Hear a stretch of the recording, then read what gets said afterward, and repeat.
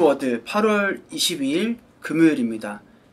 하나님께서 오늘 우리에게 주시는 말씀은 큐티인 본문 중에서 에베소서 3장 12절에서 13절까지 말씀입니다. 에베소서 3장 12절에서 13절까지의 말씀을 제가 봉독하겠습니다. 우리가 그 안에서 그를 믿음으로 말미암아 담대함과 확신을 가지고 하나님께 나아감을 얻느니라. 그러므로 너희에게 구하노니 너희를 위한 나의 여러 환난에 대하여 낙심하지 말라. 이는 너희의 영광이니라. 아멘. 네, 오늘 말씀 묵상의 제목은 내 마음에 낙심이 찾아올 때라는 제목으로 말씀 묵상의 은혜를 나누고자 합니다. 여러분, 바울은요, 에베소에 있는 성도들의 그런 영적인 능력을 간구하면서 오늘 3장을 시작하고 있습니다. 바울은 2장에서부터 계속해서 유대인과 이방인들이 그리스도 안에서 하나가 되어야 한다는 것을 강조하고 있습니다. 서로의 입장에서는 유대인과 이방인 사이에 각자가 차이가 있다고 생각하지만 하나님께서는 유대인과 이방인 사이에 더 이상 차이가 없다라는 복음을 나에게 보내주셨다라는 것을 바울은 계속해서 강조하고 있습니다. 더 나아가 자신의 그 복음을 전파하는 사람으로 보내셨다라는 그 부르심에 대해서도 바울은 한 번 더 에베소 교인들에게 각인시키고 있습니다. 여러분도 잘 아시다시피요, 에베소서는 바울이 그 감옥 안에 있을 때, 감옥 생활할 때 쓰여진 에베소 교회를 향해 쓰여진 서신입니다. 복음을 전하는 것이 로마 사회에 반하는 행동이기 때문에 로마 감옥에 갇혀 있었던 것이죠. 그래서 3장 1절에 바울이 이렇게 시작하는데요. 이러므로 그리스도 예수의 일로 너희 이방인을 위하여 갇힌 자 된 나 바울이 말하거니와. 이 바울은 자신이 감옥에 갇힌 것이요, 그리스도 예수의 일 때문이라고 생각했습니다. 왜냐하면 바울이 갇히게 된 이유가요, 예수님께 순종하기 위함이었기 때문인데요. 순종의 길을 따라가다가 감옥에 갇히게 되었다라는 고백이죠. 그래서 바울은 감옥에 갇혀 있으면서도 그 한 가지만큼은 좀 확실했습니다. 자신의 환경이 하나님 안에 있기 때문에 비록 갇혀 있는 상황이지만 이 복음이 이방인들에게도 반드시 분명히 전파될 것이다 라는 그런 확신이 있었던 것이죠. 그렇기 때문에 스스로 이방인을 위하여 갇힌 자 된 나 바울이라는 고백을 할 수 있었던 것입니다. 이처럼 바울에게는요, 남다른 확신이 있었습니다. 하나님을 향한 그런 주권의식이 확실하게 있었습니다. 그러한 담대함과 확신이 과연 어디서부터 오는 것일까 라는 걸 추적해 볼 때 바울은 12절 그 앞부분에서 이렇게 고백하는 것이죠. 그 안에서 그를 믿음으로 말미암아. 그러니까 주님 안에서 주님을 믿음으로 말미암아 거룩히 살아갈 힘과 두려움 없는 그 믿음을 가지게 될 수 있었다라는 그 명확한 주권의식이 바울을 사로잡고 있었던 것입니다. 감옥에 갇힌 바울의 상황과 형편은요, 믿음이 연약한 교회들을 낙심하게 할 뿐만 아니라 그들을 예수님으로부터 멀어지게 할 수도 있었을 것입니다. 우리가 따르는 영적인 바울이 감옥에 갇히다니, 이러다가 나도 잘못되는 거 아니야?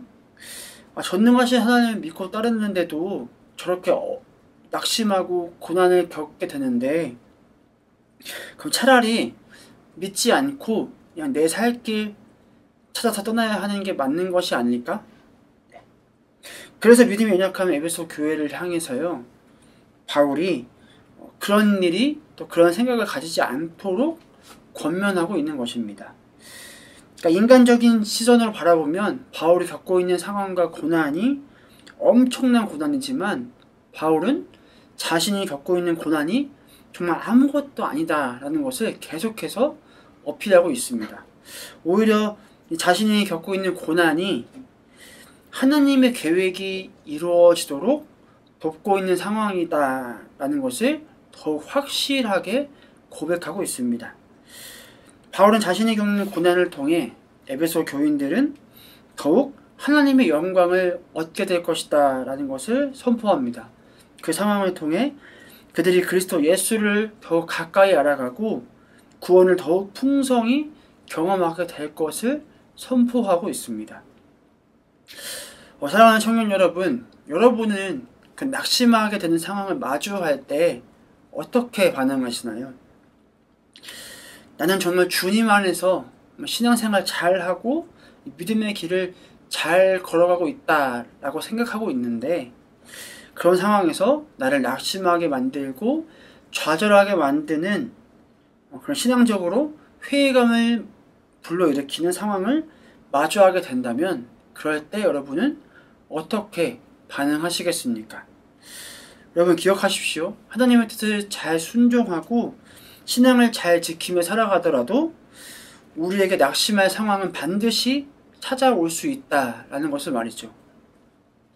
그러니 우리가 추구해야 할 삶의 태도는요, 저에게 낙심할 상황을 주지 마세요가 아니라 낙심할 상황을 마주하더라도 믿음으로 그 상황을 이겨낼 수 있게 해주세요 라는 이런 고백이 우리 안에 터져 나와야 할 줄로 믿습니다.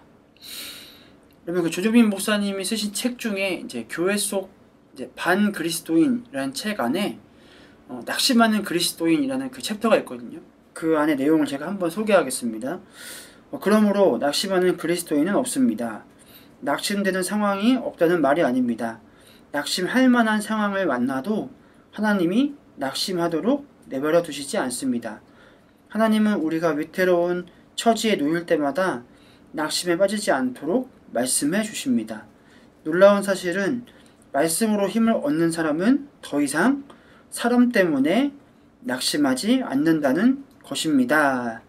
라고 목사님이 이제 소개하고 있는데, 무슨 말이냐면 여러분, 이 바울이 이 감옥에 갇힌 상황에서도 낙심하지 않을 수 있었던 이유는 하나님이 나를 낙심하도록 그 상황에, 그 처지에 가만히 내버려 두시지 않는다라는 믿음의 확신이 있었기 때문이라는 것입니다. 하나님을 향한 주권의식과 하나님의 그 말씀에 사로잡혀 있었기 때문입니다. 에베소 교인들은 어떻게 보면 하나님이 아닌 바울을 의지했을 수도 있습니다. 그러니 바울이 그들을 향해 나의 여러 환난에 대해 낙심하지 말아라 라고 권면했던 것이죠. 여러분, 다시 한번 기억하시길 바랍니다. 하나님의 일을 하다가, 신앙생활을 열심히 하다가 낙심하는 상황을 우리는 마주할 수 있습니다. 하나님을 따른다는 것은 이제 그저 꽃길을 걷는 것이 아니다라는 것을 우리는 한 번 더 기억해야 할 것입니다. 갈라디아서 6장 9절 말씀에 우리가 선을 행하되 낙심하지 말지니 포기하지 아니하면 때가 이름에 거두리라. 아멘. 여러분, 이 선을 행하면서 낙심하지 말라라는 말은요, 선을 행하다 보면 낙심하는 일이 반드시 생길 수 있다라는 말과 다르지 않습니다.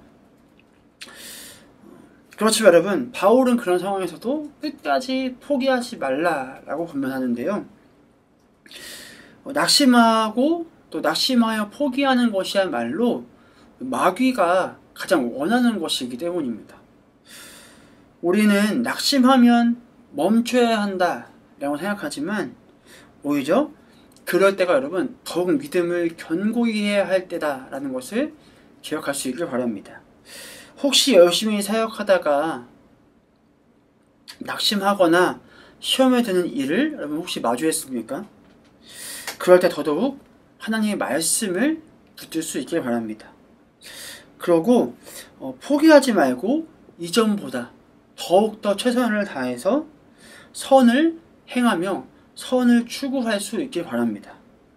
여러분, 낙심할 수 있음을 반드시 기억하십시오.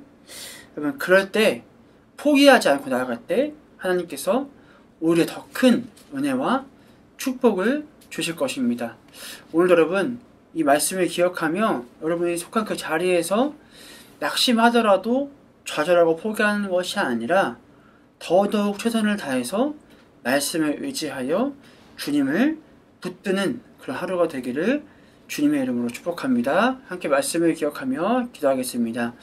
사랑의 주님, 오늘 하루도 말씀의 은혜로 시작할 수 있는 모든 환경을 허락해 주시니 감사합니다. 주님, 또 오늘 금요일 사랑하는 청년들, 또 직장인들, 또 금요일 마무리하는 가운데 더더욱 각자의 그런 직장의 자리에서 혹은 가정에서나 수많은 환경과 모든 상황 가운데 낙심하고 좌절하게 만드는, 나를 시험에 들게 만들고 나를 정말 괴롭히는 수많은 상황을 마주하게 될 것입니다. 그렇지만 주님, 우리 청년들 믿음을 가지고 더욱더 말씀을 의지하여 그런 상황에 하나님을 원망하고 신앙적으로 하나님을 포기하는 것이 아니라, 그럴 때 더더욱 말씀을 이전보다 더 의지하고 하나님을 더욱더 찬양하고, 그렇게 낙심을 믿음으로 이겨낼 수 있는, 포기하지 아니하고 날마다 선을 행하며 선을 추구할 수 있는 그런 참된 그리스도인 되게 하여 주시옵소서. 그렇게 함께해 주실 주님을 믿고 신뢰하며 지금도 살아계셔서 우리와 함께 살아 역사 동행하시는 예수 그리스도 이름으로 간절히 축복하며 기도드립니다. 아멘.